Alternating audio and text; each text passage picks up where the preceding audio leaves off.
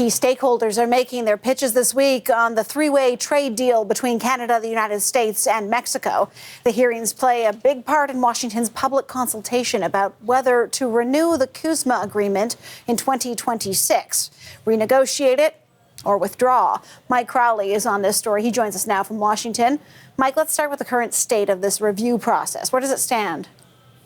Look, Sarah, if trade talks were a sport, this is kind of the warm-up or maybe training phase. You got all three countries that are in CUSMA, or the USMCA, as they call it here in Washington. They're right now gathering information and input from the public to prepare for July 1st of next year. That's the date when the US, Canada, and Mexico each have to say what their position is on extending the trade deal or making a bunch of changes to it.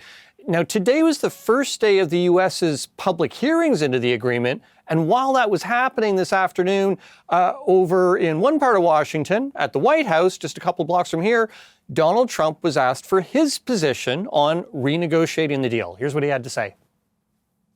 You know, that's just an ongoing thing. It expires in about a year. And we'll either let it expire or we'll maybe work out another deal with Mexico and Canada. But look, Mexico and Canada have taken advantage of the United States, like just about every other country, in all fairness. It's not them. I'm not blaming them.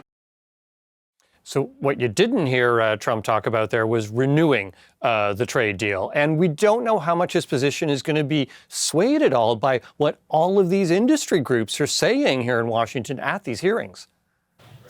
Key stakeholders are testifying on this deal through this week. You were listening to some of that. What are they saying? Yeah, there's nearly 150 people, Sarah, that are set to testify this week, and they represent basically every sector of the U.S. economy that you can think of. Now, today was heavily weighted towards the agricultural sector, but you had speaker after speaker after speaker telling the hearing that the agreement, the Canada-U.S.-Mexico agreement, has benefited their industry. It's given them opportunities to boost their revenue, how they absolutely want it extended. You had almond growers, berry farmers, corn growers, soybean producers, you name it. They don't want the Trump administration to walk away from the deal. And some of them even went so far today as to say that Trump's tariffs on Canadian and Mexican exports are jeopardizing the preferential access that they get through CUSMA to the markets in Canada and Mexico, because there's this risk that either of these countries could retaliate. Alice Slayton-Clark, she's with something called the U.S. Council for International Business.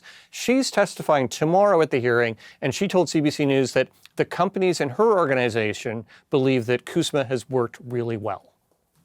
There's a lot in this agreement that we really consider high standard and we'd like to see preserved. Everything could be subject to some tweaking and corrections, but we do not want to see any sort of bogged down negotiation that would undermine or jeopardize this agreement in the long term.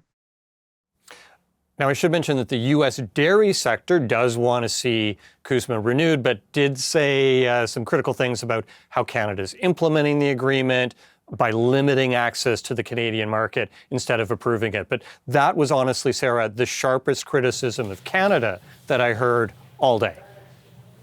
Well, then, Mike, so where does the deal go from here?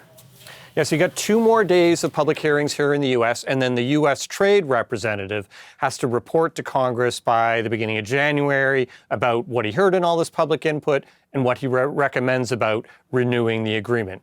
Who knows what that position will be, but it's going to kick off the run-up to July 1st, the official date when, the U.S. is going to announce whether it's renewing or wanting to rewrite the deal. And so in the meantime, you've got backers of the deal in the U.S. that have some advice for Canada about how to approach it.